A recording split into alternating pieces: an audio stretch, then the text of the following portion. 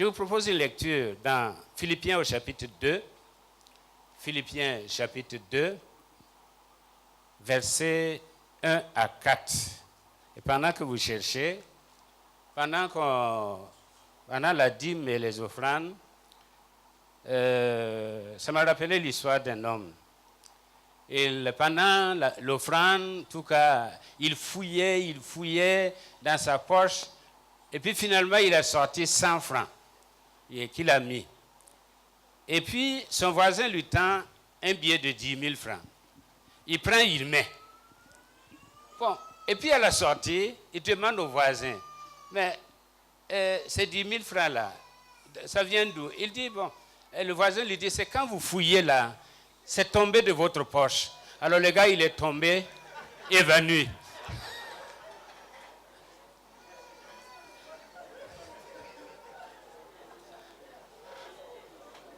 J'espère que ce n'est pas le cas de quelqu'un ici ce matin.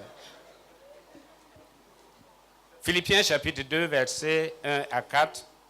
Si donc il y a quelque consolation en Christ, s'il y a quelque soulagement dans la charité, s'il y a quelque union d'esprit, s'il y a quelque compassion et quelque miséricorde, rendez ma joie parfaite, ayant un même sentiment, un même amour, une même âme, une même pensée. Ne faites rien par esprit de parti ou par vaine gloire, mais que l'humilité vous fasse regarder les autres comme étant au-dessus de vous-même, que chacun de vous, au lieu de considérer ses propres intérêts, considère aussi ceux des autres. Amen. Seigneur, bénis ta parole. Aide-nous, Seigneur, à pouvoir nous expliquer. Aide-nous à recevoir. Par l'action du Saint-Esprit. Amen. Veuillez vous asseoir.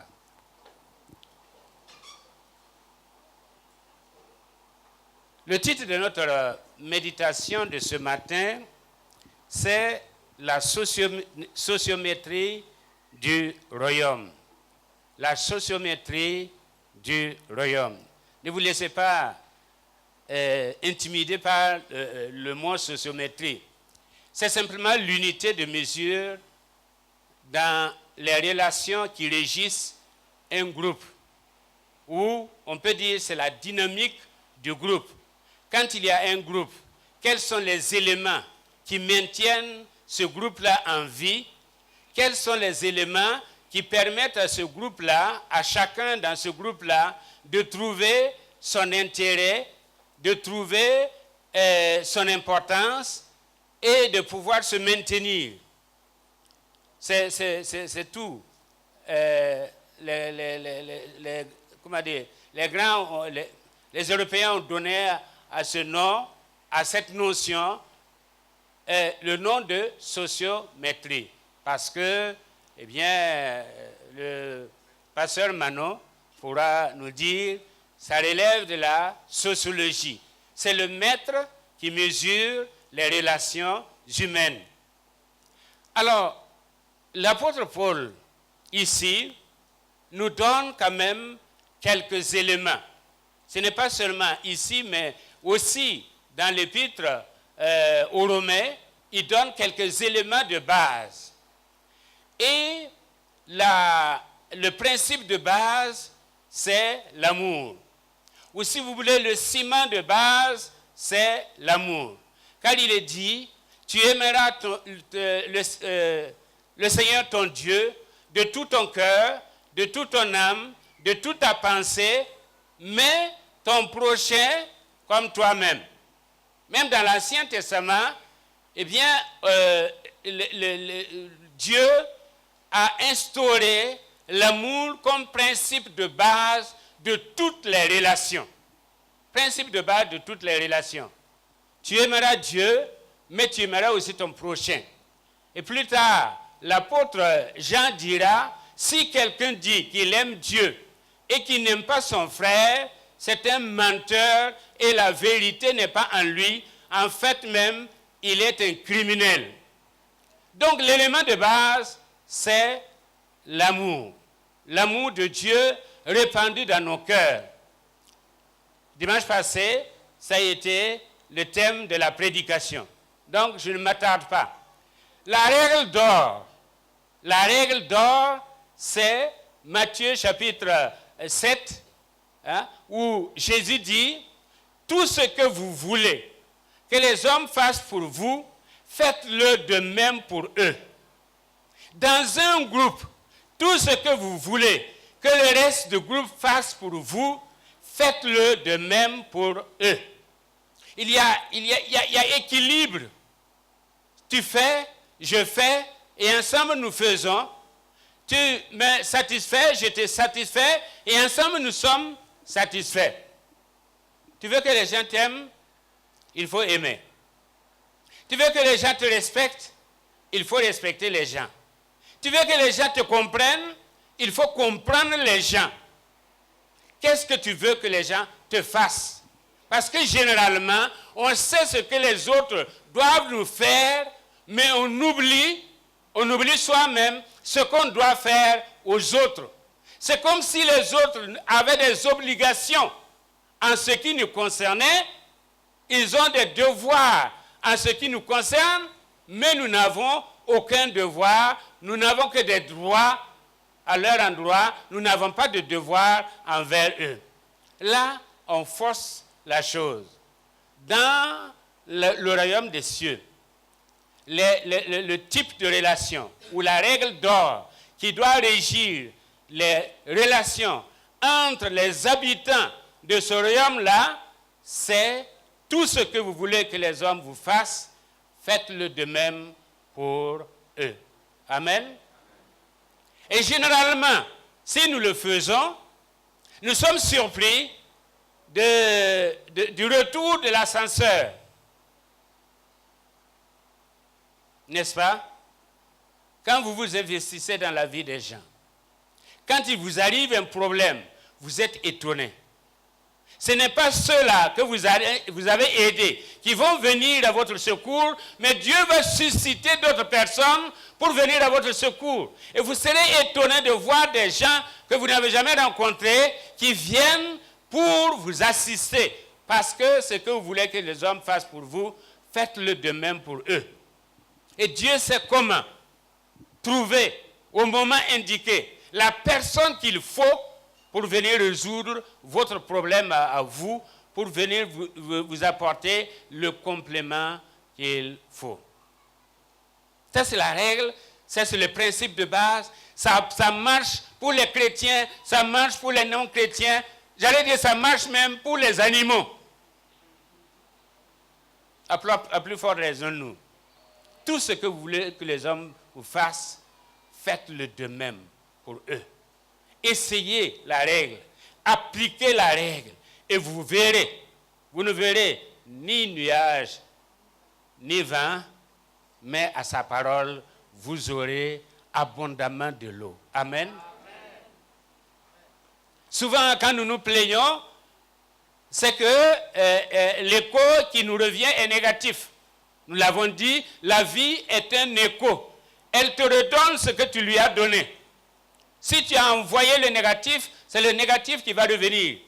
Si tu as envoyé le nuisible, c'est le nuisible qui va revenir. Mais si tu as envoyé ce qui peut encourager, relever, fortifier, aider quelqu'un d'autre, alors, eh bien, c'est cela qui te reviendra. Parlons le langage qui édifie. Parlons le langage qui élève. Parlons le langage qui rehausse les gens. Et nous verrons que les gens aussi vont parler ce même langage qui nous rehausse, qui nous donne de la valeur.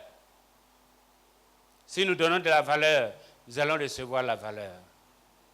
Alléluia. Mais comment est-ce que pratiquement cela marche? Paul nous dit d'abord que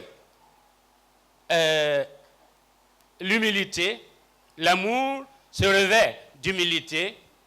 Et l'humilité fait que nous considérons les autres comme étant au-dessus de nous. Amen. C'est difficile. Puisque de par notre ego, nous voulons être supérieurs aux autres. Nous voulons qu'on nous voie. Nous voulons qu'on nous considère. Nous voulons que les gens,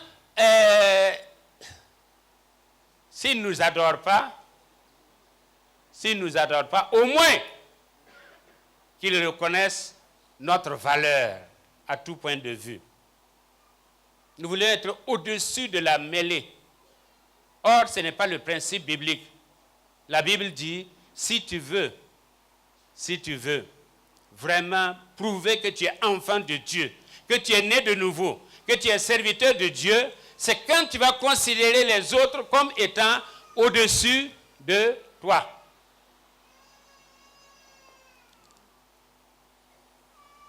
Il y a quelques exemples. Quelques exemples. Par exemple, au Ghana, le président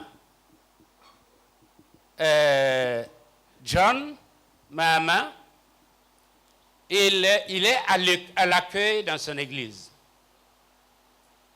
Une église d'Assemblée de Dieu, il est à l'accueil. C'est lui qui fait asseoir les gens.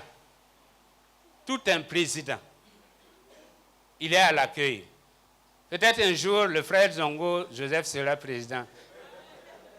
Mais même si tu es président, tu restes à l'accueil. À l'église, il est comme tout le monde. Et il veut servir son Dieu.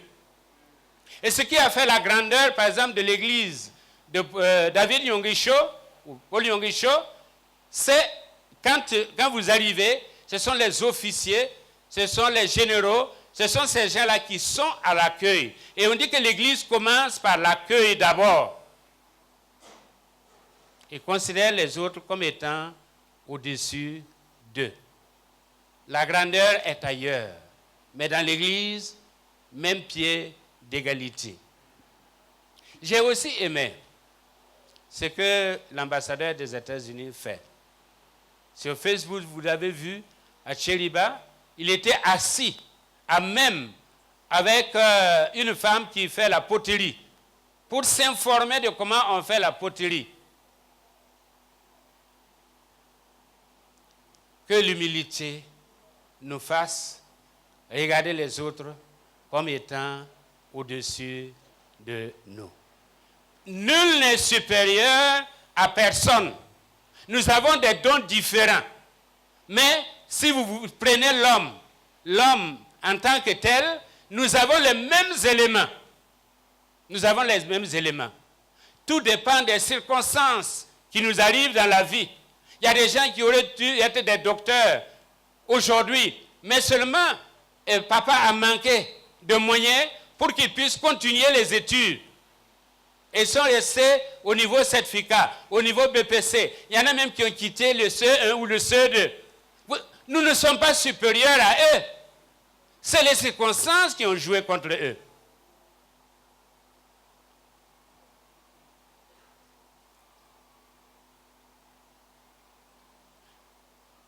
Quelqu'un a dit que si nous ne nous vidons pas de notre orgueil, de ce qui est terrestre, il n'y aura pas de place pour le spirituel en nous. Il n'y aura pas de place pour le céleste en nous. De toute façon, à l'heure actuelle, il y a John Howard a dit, il a développé ce qu'on appelle les 7 formes d'intelligence pour montrer qu'il n'y a pas de différence entre les hommes. Et en matière de matière grise, il y a seulement une différence, soit par les circonstances ou par l'application de ce que nous avons. Il a développé l'intelligence littéraire, l'intelligence logico-mathématique, l'intelligence faciale, l'intelligence kinesthésique, l'intelligence musicale, l'intelligence intrapersonnelle et l'intelligence interpersonnelle. Certaines de ces intelligences, nous les connaissons. L'intelligence logico-mathématique, c'est les diplômes. On a un BPC, on a une maîtrise, on a bac. Et ce sont des diplômés, mais pas obligatoirement des intelligents.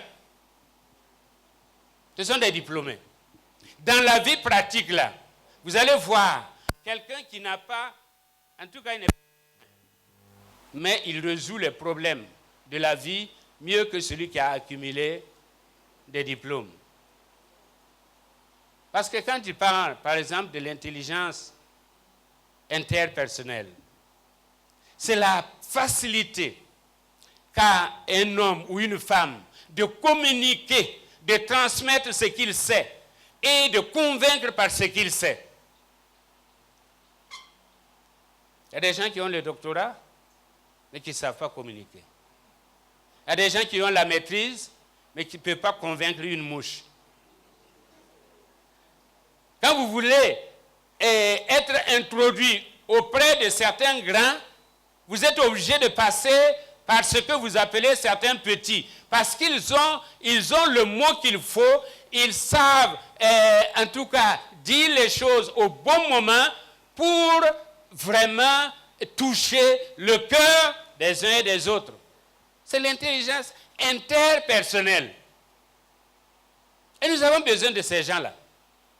Et ces gens-là ne sont pas obligatoirement des diplômés d'État. Il y a l'intelligence intrapersonnelle, c'est-à-dire la capacité à se gérer soi-même.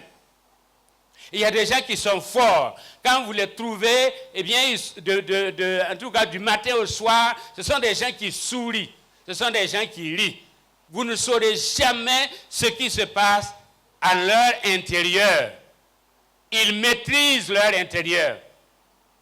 C'est pourquoi Frédéric le Grand avait rencontré cet homme en Prusse, en Allemagne actuelle.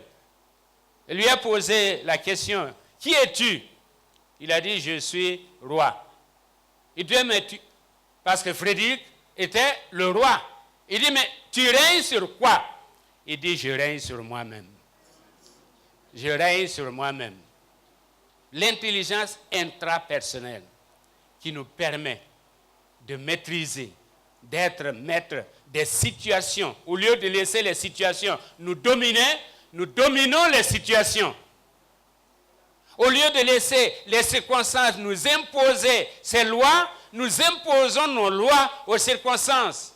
Et nous disons, qui que tu sois, quoi que tu sois, eh bien je sais que je suis plus que vainqueur en Jésus-Christ. Et quand nous disons ça, qui peut tenir? Personne ne peut tenir devant nous. C'est quand nous sommes battus à l'intérieur que nous sommes battus à l'extérieur. Mais quand nous maîtrisons la situation à l'intérieur, eh bien, nous maîtrisons la situation à l'extérieur. L'intelligence intrapersonnelle. Quand on parle de l'intelligence musicale, il y a des gens qui n'ont jamais été dans une école de musique, mais qui maîtrisent la musique. Qui maîtrisent la musique. Par exemple, le révérend Jimmy Swaggart n'a jamais été dans une école de musique, mais il était passé maître en musique. C'est l'intelligence musicale. L'intelligence spatiale. Les gens qui taillent nos arbres, ils ne viennent pas avec un plan. Tout est dans leur tête. Ils ont l'intelligence spatiale.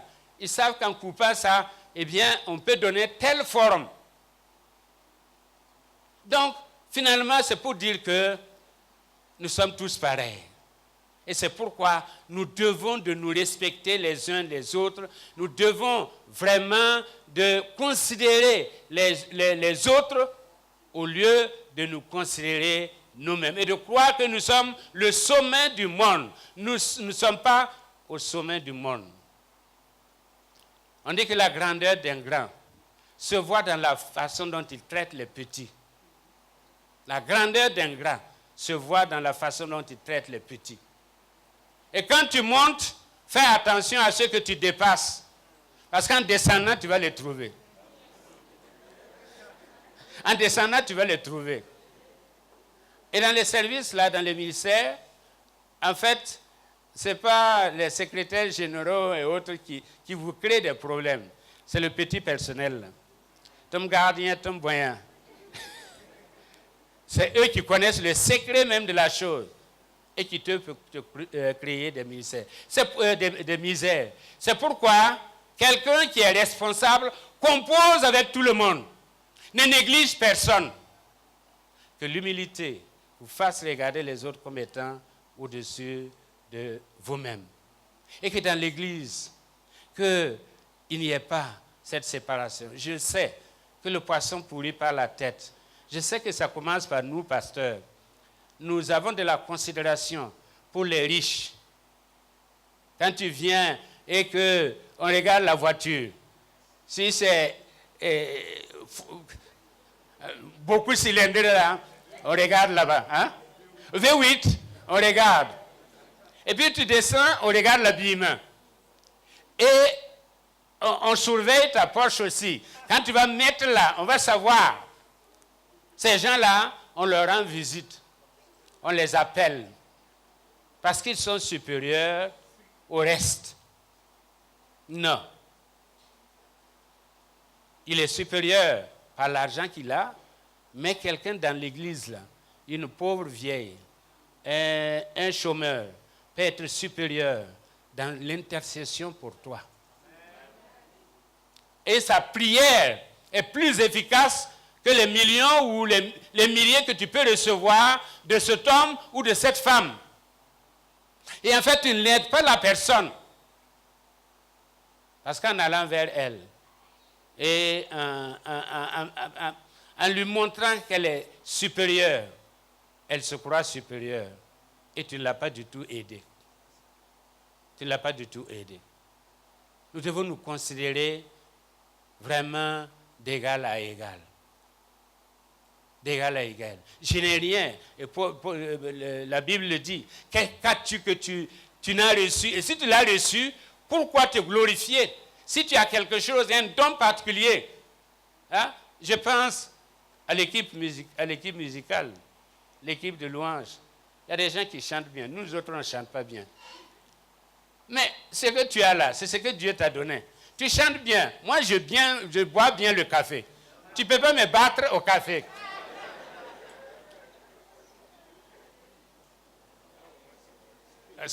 Quelqu'un a dit que ça, au moins, c'est vrai.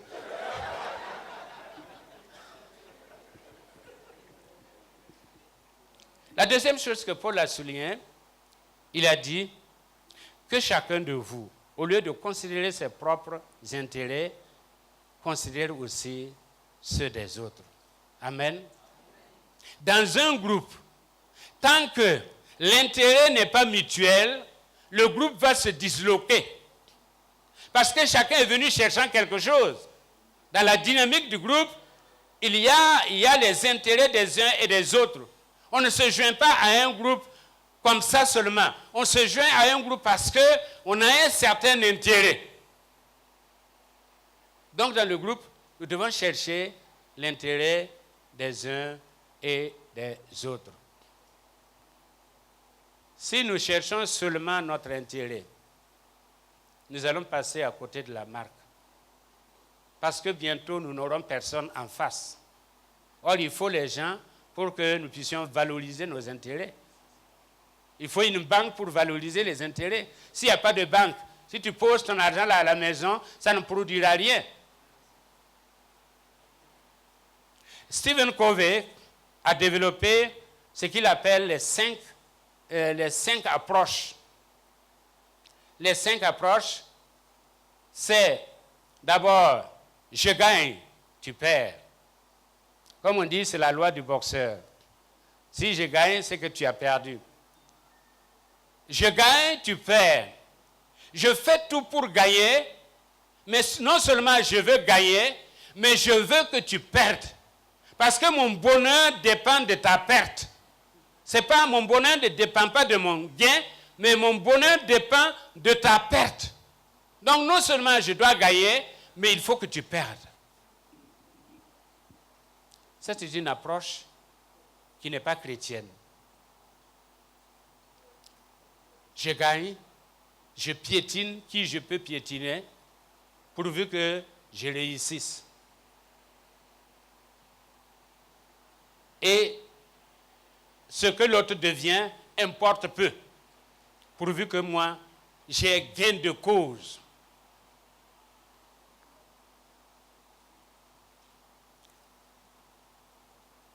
La deuxième méthode, c'est Je perds, tu perds. Je perds, tu perds. Quand je vois que je ne peux pas gagner, je fais tout pour que nous deux, on perde.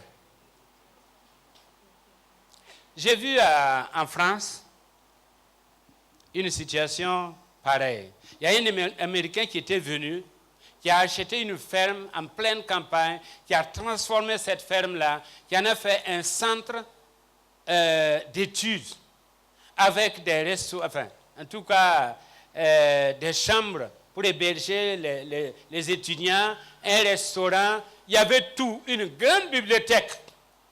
Et puis, entre-temps, ils ne se sont pas entendus. Et vous savez ce que les Français ont fait? Des gens qu'il a récupérés de la rue même.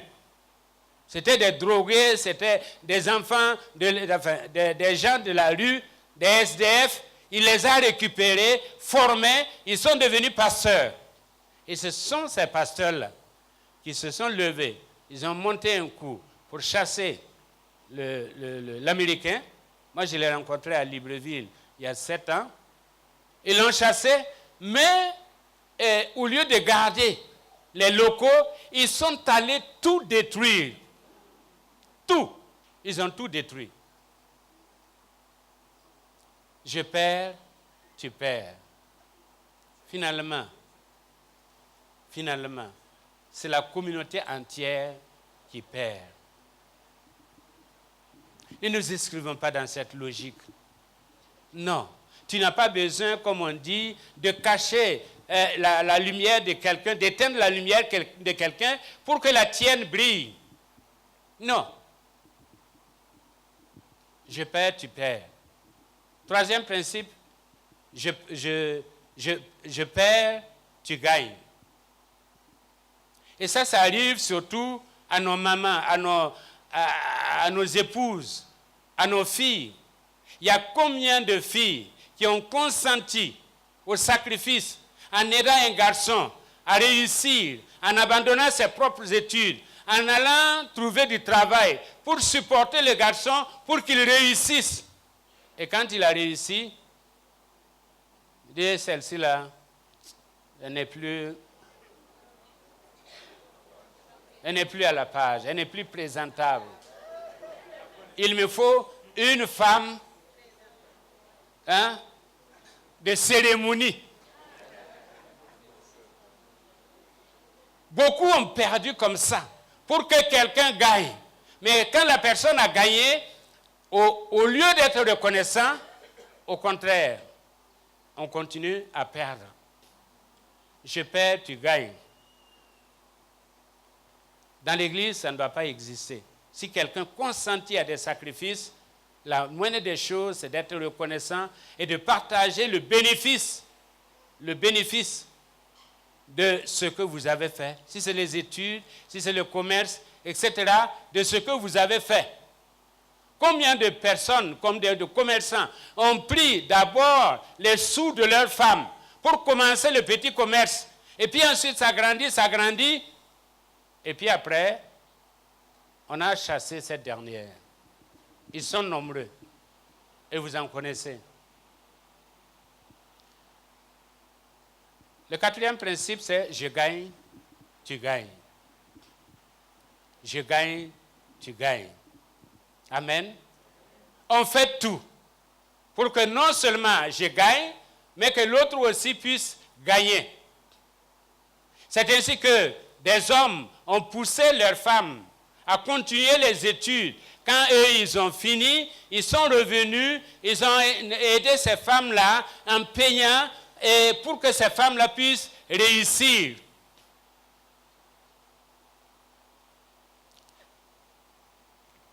Une fois, j'étais à Chicago avec un Sud-Coréen qui m'a expliqué comment ça fonctionne chez eux. Parce qu'ils ont envahi les États-Unis. Et c'est un peu comme les Sénégalais ici. Il dit, quand un Coréen vient, il ouvre un business. Il fait venir 5 Coréens qui travaillent avec lui. Et au bout de 5 à 6 ans, il ouvre pour eux. Mais eux aussi, ils sont obligés de faire venir 5 à 6 Coréens pour travailler avec eux. Et pendant ce temps, lui, il fait venir encore 5 à 6 Coréens qui travaillent avec lui. Vous voyez la multiplication? Au bout d'un certain temps, eh bien, c'est devenu des boutiques, des restaurants coréens, etc. Si c'est nous, les moussis là, on fait comme la mouche. C'est plutôt la mouche et le cochon. 5 francs, 5 francs. Non, non, on ne vend pas. On ne vend pas.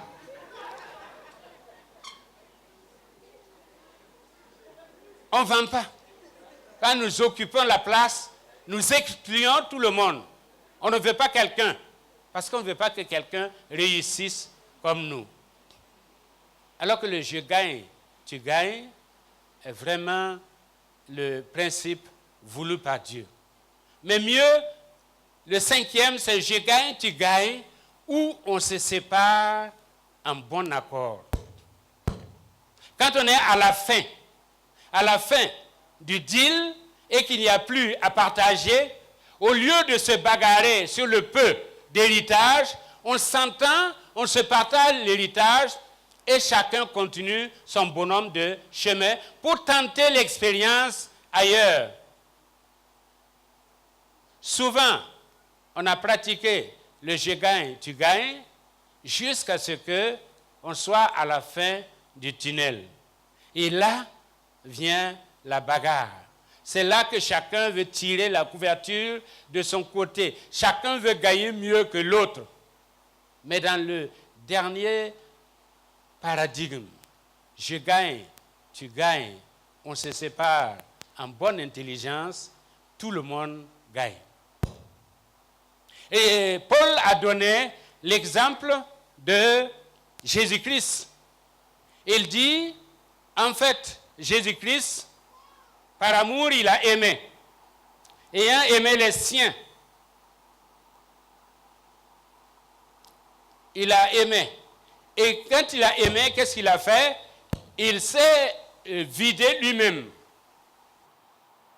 C'est ce que, en théologie, on appelle la kénose.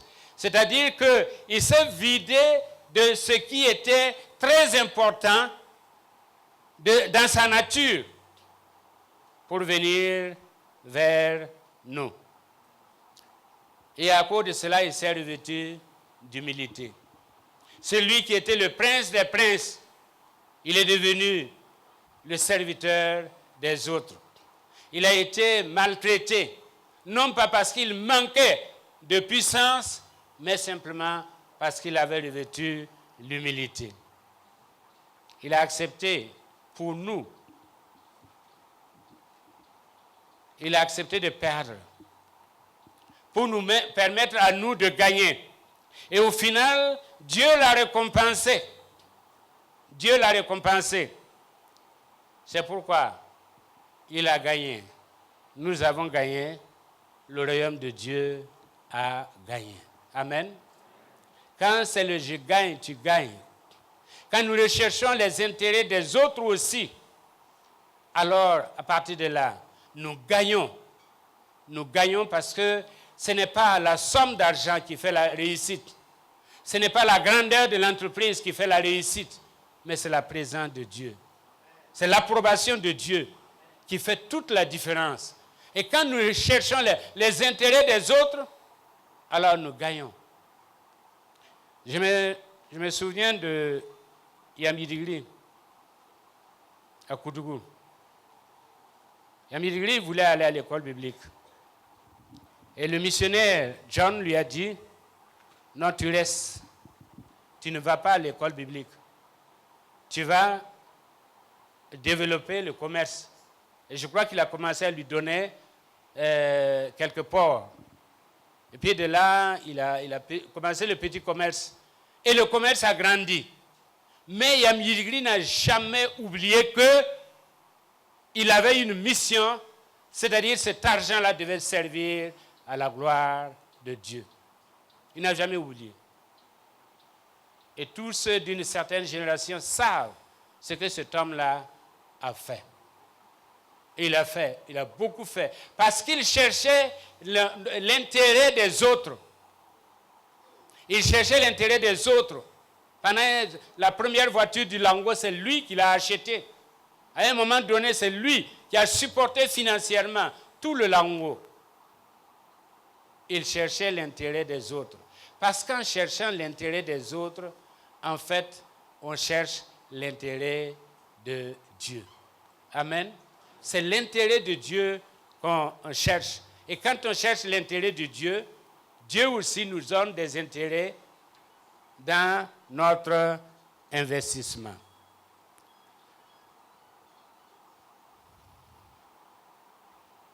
Que le Seigneur nous donne.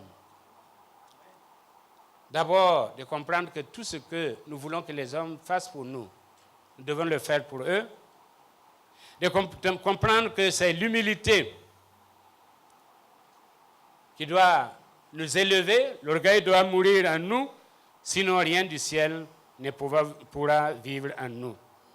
Et ensuite, que chacun considère les intérêts des autres. Les intérêts des autres. Parlant d'humilité, je me souviens toujours de Boursanga. Pour ceux qui ont d'une certaine génération, en fait, Boursanga, ce n'est pas parce qu'il était Bissa, mais on l'appelait Boursanga. Il était Bissa, mais pour nous, c'était l'homme de référence. Et Boursanga avait dit, Jésus wanga dare, nepkena yeleme maya wendonaba, maya wendonaba. Tu wena yele Boursanga lontien, tu bamdan banyasin. Parce qu'il avait une dent contre Wendo Naba. Mais il a traduit à sa façon la nécessité d'être humble et de considérer les autres comme étant au-dessus de nous-mêmes. Dans un groupe, dans une relation, il faut que chacun gagne. C'est pourquoi nous devons pratiquer le « je gagne, tu gagnes » ou bien on tombe d'accord. Que Dieu nous bénisse et que Dieu nous donne d'accepter ces valeurs-là, parce qu'à partir de là, il peut construire notre avenir et sédentaliser notre être. Alléluia. Que son nom soit loué. Amen. Dans ta majesté, je vis mon vrai bonheur. Dans ton intimité, ta sainteté comble mon cœur de la joie du ressuscité. Seigneur, je te dis merci.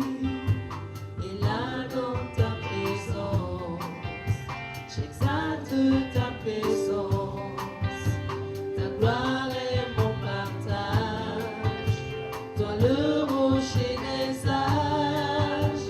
Mes faibles mots te sanctifient et mon esprit te magnifie. Seigneur, je te dis merci. Ton amour en moi dévore.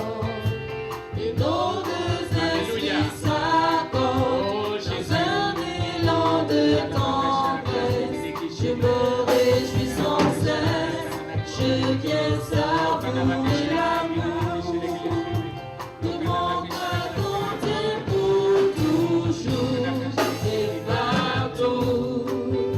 Seigneur, je dis merci. Et s'il est mon moment, mon cœur ne peut se taire.